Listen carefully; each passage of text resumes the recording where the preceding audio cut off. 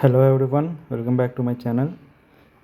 Today is 12th of March 2025 and let me share you my daily updates. Wait, yeah. So today my tasks were not this, they were different. So I wanted to finalize a newspaper. I also wanted to text that friend RBI topper, and I also wanted to finalize the course uh, of data analytics. But what happened today morning? I opened the business standard app to read today's news, but from the past 2 days I was overwhelmed with one single word, that is IndusInd Bank. So I decided uh, to know what is happening in IndusInd Bank, because that is directly related to our syllabus, which is RBI. So this topic can be asked in many ways, either in GA in phase 1 or in phase 2, or directly, especially in interviews. They would ask questions like what went wrong with IndusInd Bank, or was it the fault of RBI, that there was a fault in something wrong happened in IndusInd Bank. So we have to answer it properly. As of now, I myself don't know whose fault it is.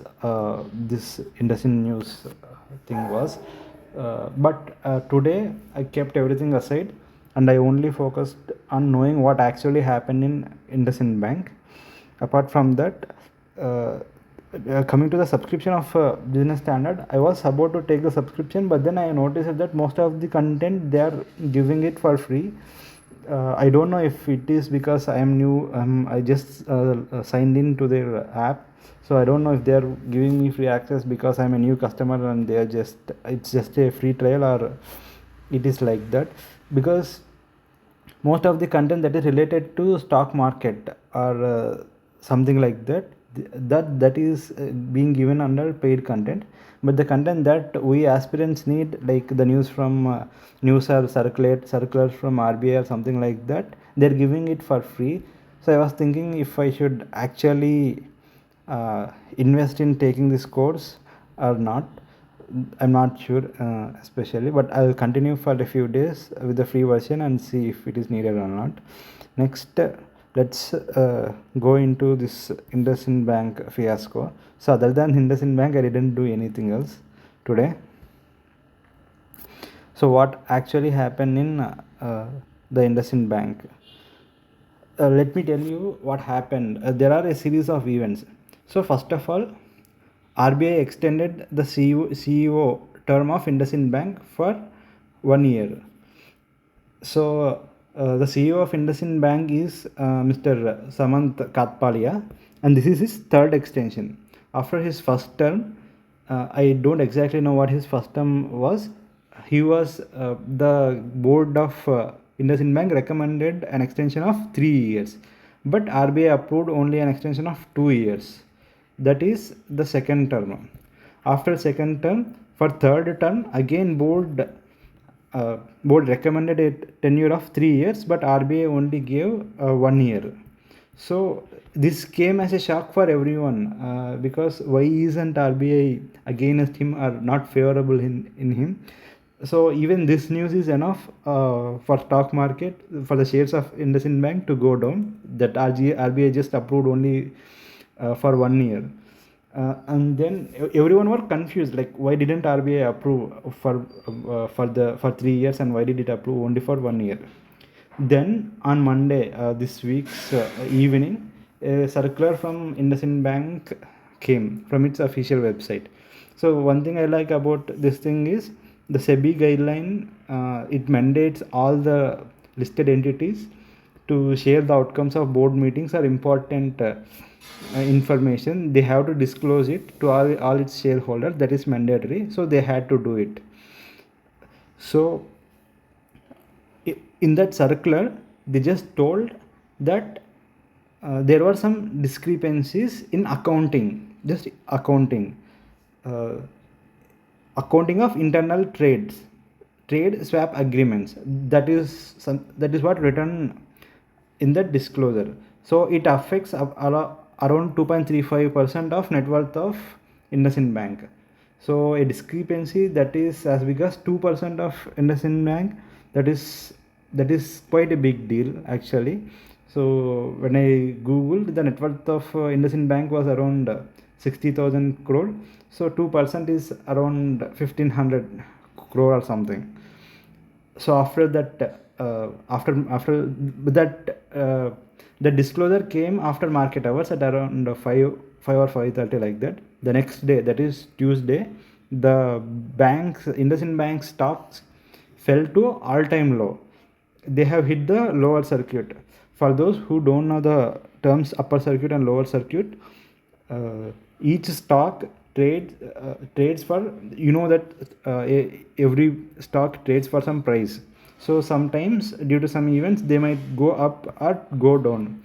So to remove excess volatility, SEBI has introduced two terms called upper circuit and lower circuit. So if the stock price is going up and if it reaches the upper circuit, then the trading of that stock will be suspended for that day. So there are this is a simple and similarly, if the stock is going low and going down and it touches the lower circuit, even then the trading will be suspended of that particular stock for that day. So there are other provisions, like if other than upper circuit and lower circuit, there are other limitations, other checks, where if it crosses like if it raises or falls to up to 2%, then the trading will be suspended for 30 minutes and all. There are separate guidelines for that. So yeah, the IndusInd Bank's net stocks fell to all-time low.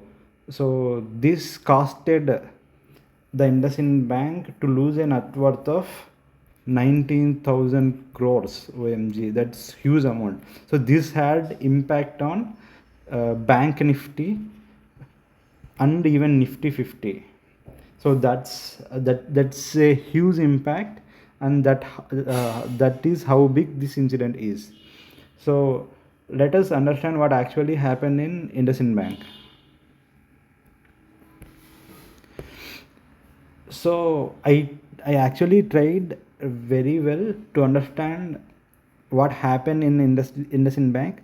After spending a lot of time, I realized that what happened was too technical for us to understand. So it requires a very high technical knowledge in derivatives and all.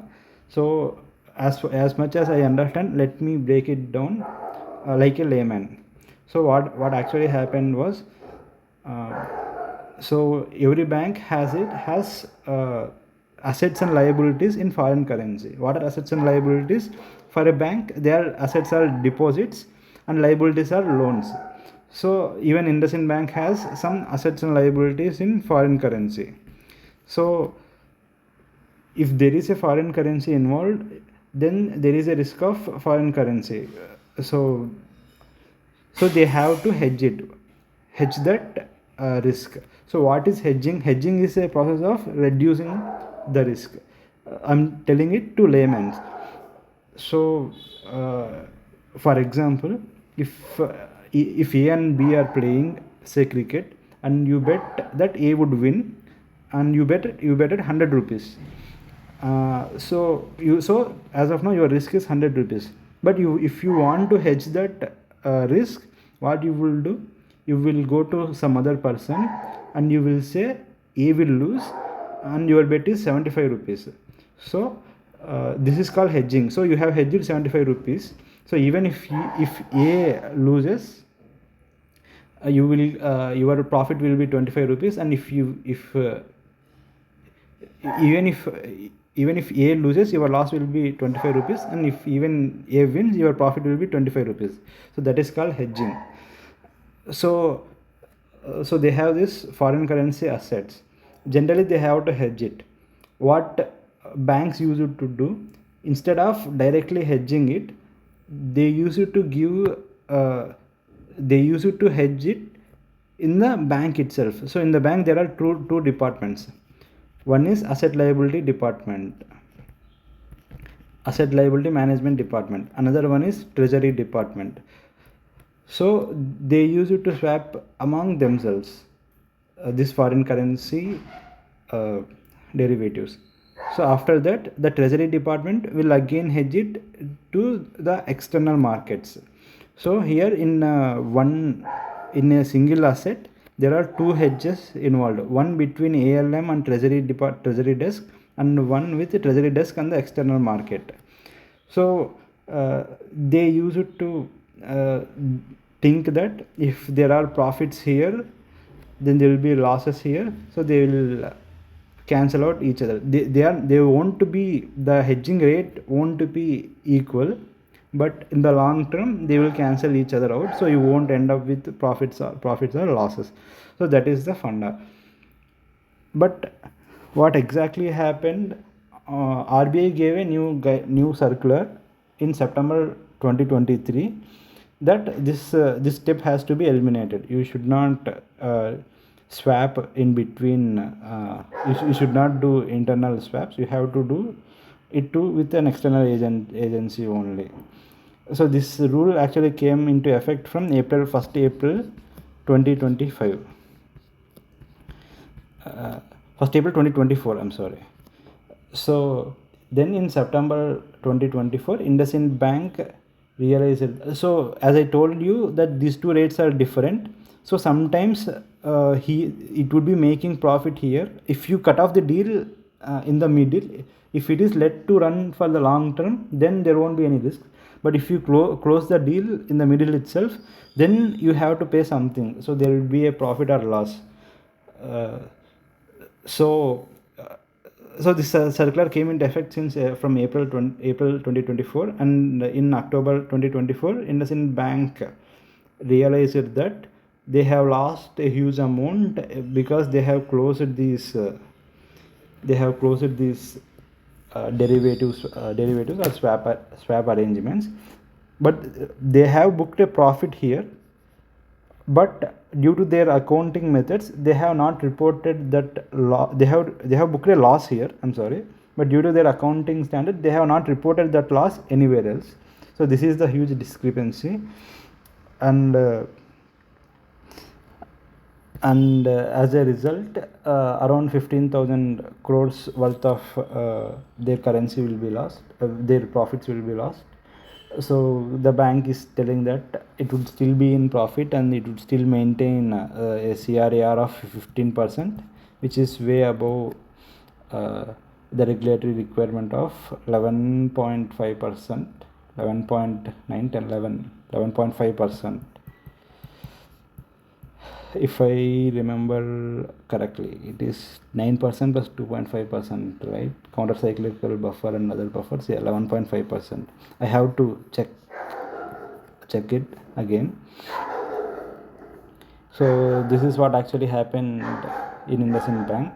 So now one question for you is it the mistake of RBI? So it's a duty of RBI to not let any of such discrepancies happen. So is it the fault of RBI to not identify these kind of discrepancies? Now another question which is raising is, so this is just one instance that came out. So there could be the same thing being happening in all the banks. As of now, we don't know it. So RBI is following up with all other banks uh, to showcase what is happening in their internal trade swap arrangements. So yeah, my question is RBI at fault here? So coming to tomorrow's to-do list, tomorrow I won't be able to do much because in the evening I'm going out with my office colleagues.